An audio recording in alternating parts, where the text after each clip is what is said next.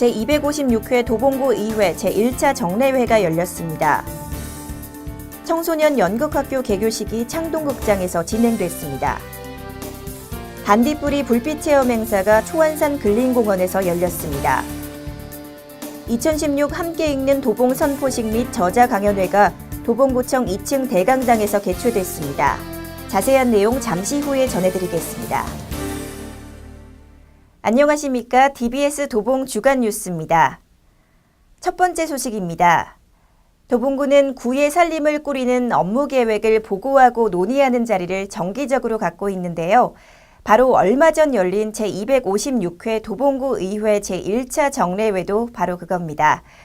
지난 8일 수요일 제1차 본회의를 시작으로 23일까지 다양한 안건을 상정하며 회의를 이어갔는데요. 그 열띤 회의의 현장으로 함께 가보겠습니다. 지난 8일에 시작된 제256회 도봉구 의회 제1차 정례회는 개회식을 시작으로 그간 준비한 각 위원회의 다양한 의견을 주고받는 시간을 이어갔습니다. 행정기획위원회에서는 추가경정 예산, 그리고 구유재산관리계획안과 과태료 부과징수에 대한 안건을 시작으로 심폐소생술 교육에 관한 조례안까지 다양한 안건이 상정됐습니다. 또 복지건설위원회에서는 노인시설에 관한 운영위탁, 국공립 어린이집에 관한 민간위탁안과 기후변화기금 설치 및 운용 조례안 등이 상정됐습니다. 의원들은 민의를 대변하기 위해 여러 안건에서 다양한 질문을 하는 열정적인 모습을 보였습니다. 또 지난 15일 수요일에는 추가경정 예산을 위한 예산결산특별위원회가 열렸는데요. 2015 회계연도 세입세출 결산 및 예비비 지출 승인 요청안과 2016년도 제1회 일반 특별회계 세입세출 추가경정 예산안이 상정됐습니다. 이번 정례회로 그간 고민하고 계획했던 안건들이 도봉구의 발전을 위해 올바른 방향으로 나아가길 기대해봅니다. 두 번째 소식입니다. 지난 13일 월요일 창동극장에서는 2016 도봉 청소년 연극학교가 개교식을 가졌습니다. 지난 6월 13일 월요일 저녁 6시 30분, 창동극장에서는 좀 특별한 개교식이 있었습니다. 청소년을 위한 도봉 청소년 연극학교가 바로 그건데요. 극단 새벽길이라는 이름표를 달고 힘차게 개교식을 거행했습니다. 유준식 도봉 청소년 연극학교장의 인사를 시작으로 약 1시간가량의 뜻깊은 개교식이 행해졌습니다.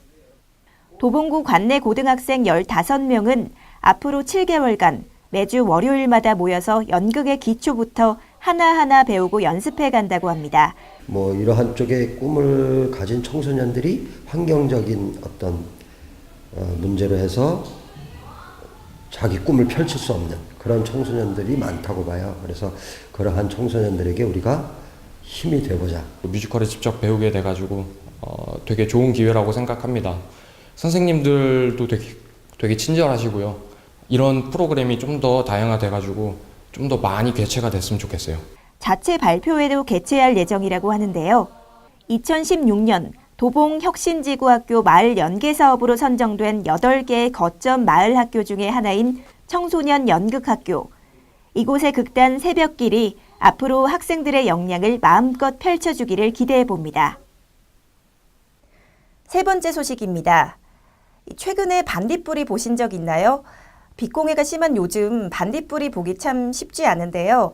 도봉구가 지난 화요일 저녁 초안산 생태연못에서 이 반딧불이 불빛 체험 행사를 개최했다고 합니다. 도시개발과 환경오염으로 사라진 환경지표종 반딧불이를 직접 눈으로 보고 체험하는 좋은 기회였다고 하는데요. 많은 사람들이 참여해 즐겁고 뜻깊은 시간을 함께했다고 합니다. 그 즐거운 현장 함께 들여다보겠습니다. 지난 13일 화요일 저녁 8시, 초안산 창삼동 어린이집 앞에서는 반딧불이 체험을 하려고 모인 사람들로 북적거렸습니다.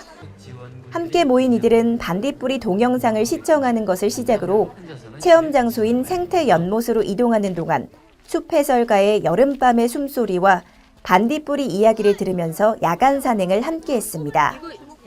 참가자들은 반딧불이 불빛 체험과 탐방을 하면서 초안산의 밤하늘을 반짝여주는 이 반딧불이의 모습에 연신 호기심과 흥미를 보였습니다.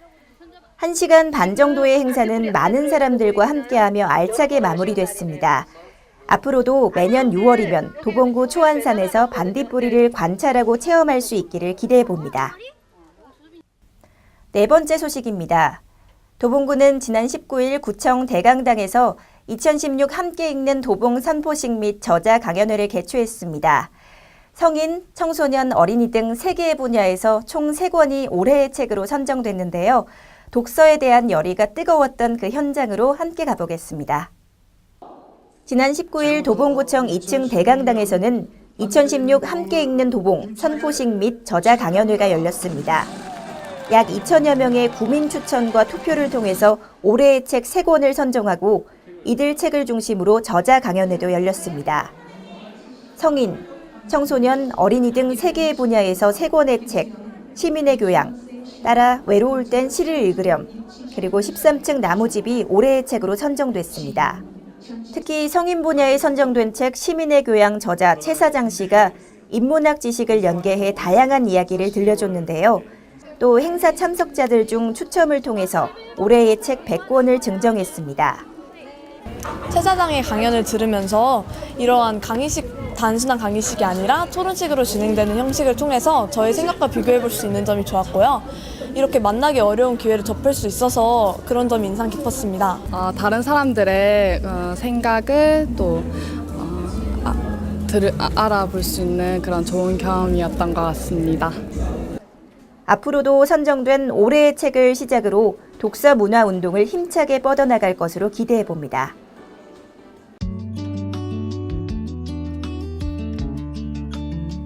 오는 7월 9일 도봉구에서는 주민참여 예산 페스티벌이 개최됩니다.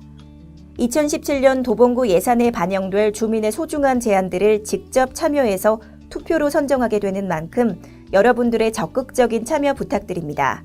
또한 올해부터는 모바일 투표도 도입해 현장 전자투표와 함께 진행될 예정인데요. 모바일 사전투표는 6월 27일 월요일부터 7월 9일 토요일까지며 휴대폰으로 도봉구청 홈페이지에 접속하면 투표가 가능합니다. 자세한 사항은 기획예산과로 문의 바랍니다. 도봉문화정보도서관에서는 인문학 명품 강좌, 세계 최고의 여행기 열하일기 강좌를 진행하고 있습니다. 매주 목요일 저녁 7시부터 9시까지 2층 대강의실에서 열리는 이 강좌는 홈페이지를 통해서 50명까지 선착순으로 등록할 수 있습니다. 자세한 사항은 도봉문화정보도서관으로 문의 바랍니다.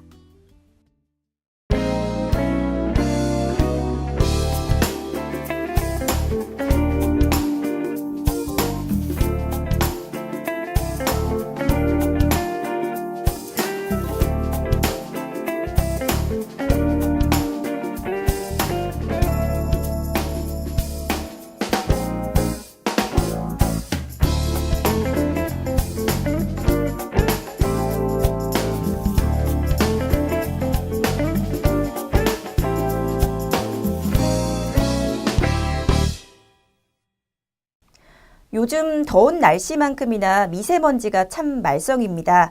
매일 일기예보와 함께 미세먼지 농도 확인하고 계시죠? 이 미세먼지 농도가 높을 때는 호흡기나 심혈관 질환자, 아이와 노인, 그리고 임산부는 외출을 자제해야 합니다.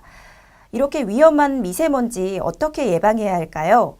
우선 미세먼지 농도가 높을 때는 도로변이 특히 미세먼지가 높습니다. 이 도로변에서의 운동은 자제하시고요. 가급적 실내에서 운동하는 게 좋겠습니다.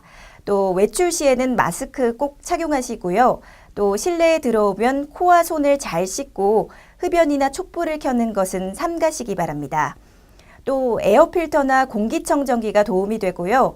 이 몸속에 해로운 노폐물들을 배출해주는 해조류나 또 해독작용을 도와주는 마늘이나 미나리, 그리고 브로콜리나 녹차 등을 챙겨 먹는 것도 도움이 되니까요. 예방수칙 잘 지켜서 건강한 한 주 보내시기 바랍니다. 이상으로 DBS 도봉 주간 뉴스를 마치겠습니다. 고맙습니다.